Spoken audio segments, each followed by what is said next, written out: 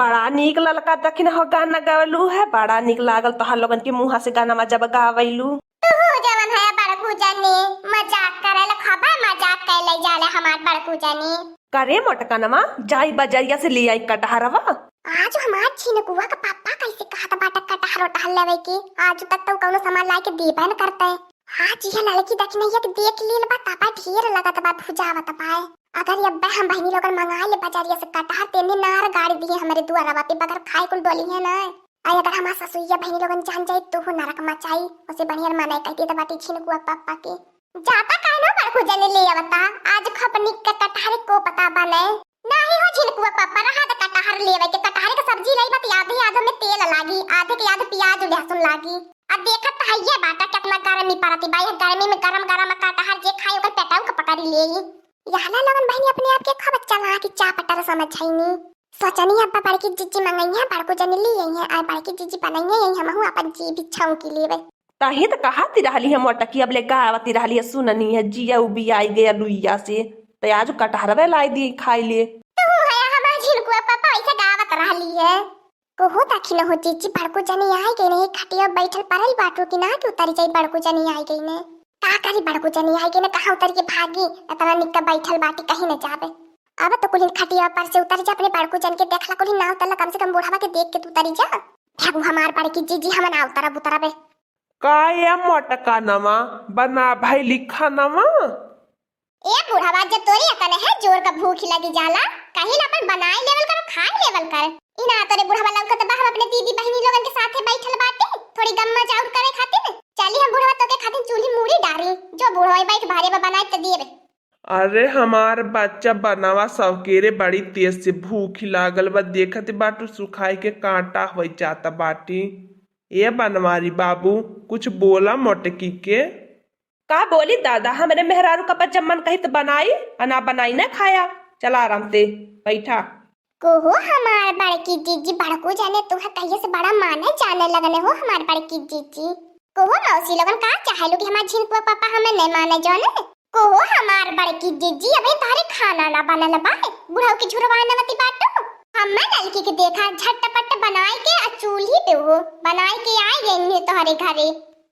का करबू दखनो जीजी बड़की जीजी के देहिया भारी होई गेली बा दिनो पे दिन यावरो भद्दी होई जाती पाटिन डोली घुसु खिया देली पवती होई त का बनई है छरफरे। अरे हमार दखनो चाची लगा चाची बड़की अम्मा बड़का पापा ने पूरा जा हमार दखनो चाची बहुत गजब होई गेल करे कलवा करठवा का भल्ली काहे इतना रोवत गावत चिल्लात बाटे का होई गयल। अरे दखनो चाची अवर का भयल होई हमार बड़की जीजी कौनो सियावत होई झगड़ा लड़ाई कई के मार पीट कई के रोवत गावत अवर का होई देखै तो हरदम लड़कवन से झगड़ता लड़ता मारी करता रहाला कलुआ करठवा का भले कल्लू बाबू बोल बोल ले कल्लू बाबू का भयल के मले तो के। अरे हमार बड़की अम्मा हम्मे मरले क्या होता दखनो चाची के मड़ैया में आग लगा दखनो चाची के मड़ैया घर चली गयल। करे कल्लू तो सही कहत बाटे जल्दी जल्दी लगन चला नहीं तो कुल मड़ैया चढ़ के राख हो जाई जो नारे पगली मड़ई रे कुल मड़ई चढ़ के राख हो जाई। ओइसे ना भागल लड़की दखनो या छिनकुआ पापा बल्टी लाना लगन लाठी लाना पीटे खाती न किया के। अरे हमार बड़की चिच्ची होई एकठी हमरे मड़ई रहलू हो चढ़ के राख होई गेल हमने कहा रहा वो हमार बड़की चिच्ची। आवा आवा दखनो अबे ना मड़ैया जरल हुई आवा आवा चला हमने भुता देवल जाई जल्दी से। तो हाय पंचू की कोहार लागा तो हाय पंची की कोहार लागा हमार मड़ैया चढ़ के आज राख होई गेल तो हाय पंचू की। अरे हमार बड़की जीजी देखा कैसे लका लका लका लका जरता बा। अरे हमार बड़की जीजी बाल्टी से पानी भुतौले के मान का ना आगी बात देखा करना बम्मू रयस के बरत बा दन दन दन दन। अरे लड़का दखिनो का बताई ऐसा नहीं आता हमें आज तक देखले है ना रानी अब का बताई यहां तक का एकदम से चिया लागत बा एकदम से हमार जिया एकदम बैठल जात बा कहीं आस पास पूरा गौवन सफा होई चाहे। थोड़ी बच के मटकनवा कहीं लपटिया ना मार दे तोरे ऊपर नहीं तोर मुंह झौसी जाई।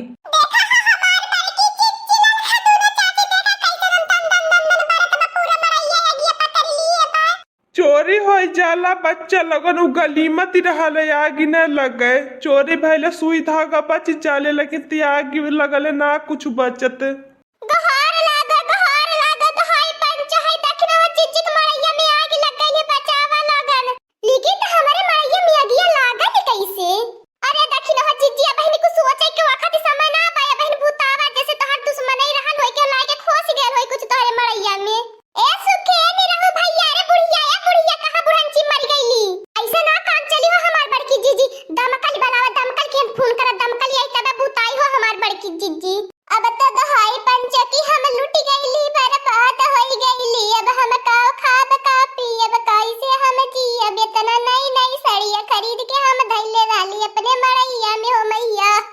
धीरज धर दखने धीरज धर बुतावत बाटी हमने बुतावे के चक्कर में लागल बाटी काहे तरोवती गावती बाटी दहाई पंजे की गजब है गई हमारे पता है कि मड़ैया में आगे कैसे लगे गईली बुढ़ांचो ओको देखा ना मन की पता है कि आई बाटी नाच कारण कह के मगरमच्छ का आंसू बहा बहा दिखावा आई बाटी सबके गांव गाड़ा टोला मोहल्ला के कि हम अपने पता है कितना मानी जानी ला अब बूढ़ा रहा तो तू हमारे दुख में शामिल होवे के चाहे हमार घर दुआरा चल से चाहे जरो हम तोहरे के मांगा खाए ना आई बाटी ये दिखावा करे अगर बूढ़ा इतना मन तू जानतू ना तो ऐसा ना लगा तू हमें अलगे होई के मड़ई छवाली छपली नहीं हरे से अपने मुर्गी ले आई है राखी बनाई अब चट्टी छेड़ी ले आई अपन नहीं हरे से जिया वाले बाटी अब को लिया जो मड़ई में हमार जाई के मर गई नी तब तो मुर्गियां खब निके चुड़ी भैली हुई यही में जारी के खाए लायक आज हमार बड़की चीज दमकलियो वाला पता न कान कहां रही गल मर गयल लगत बा आज हमार कुछ ना बची आज हमार कुड़ी जारी के राख हो जाए मौसी नहीं था लबा लबा लबा लबा चूल्ही पे खाना बने के कब पहुंची अपने मोटका जिज्जी के हन बाती कही अच्छा है आज दखी नहीं तोरे लापरवाही के वजह से मड़ई में तोरे आग लागल बा अकुल दोषीदार हम मैं बनावती बाटी तू ही ना देख मांगत रहलो बूढ़ा तू ही के हमरा भावत रहनी का पता तू ही हमरे मड़ैया में आग लगा दियो हमरे गईले के बाद दोहाई बापा की हाई देखा दखना कि घर में आग लगाए सुखे निरहु भैया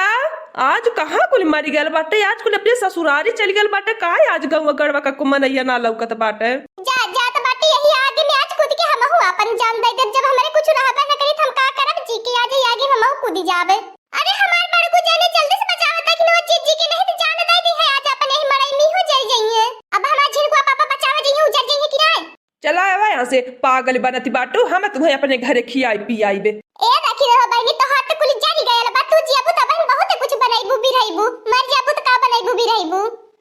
का करी हो हमार बड़ी की चीज हमार जिया इतना सारा पाती गल बा हम कैसे देखत बाटी अपने मड़ैया के जरते अपनी अखियां से हां दोस्तों आज का कार्टून कॉमेडी वीडियो है तथा आगे का कार्टून कॉमेडी वीडियो देखने के लिए हमारे चैनल को सब्सक्राइब करिए हमारे चैनल का नाम है दीदी कार्टून ऑफिसर और हाँ दोस्तों हमारी वीडियो को ज्यादा से ज्यादा शेयर करें लाइक करें बेल आइकन को दबाना मत भूलिएगा सब्सक्राइब करना तो बिल्कुल मत भूलिएगा और हमारी कार्टून कॉमेडी वीडियो देखने के लिए आप सभी को धन्यवाद है।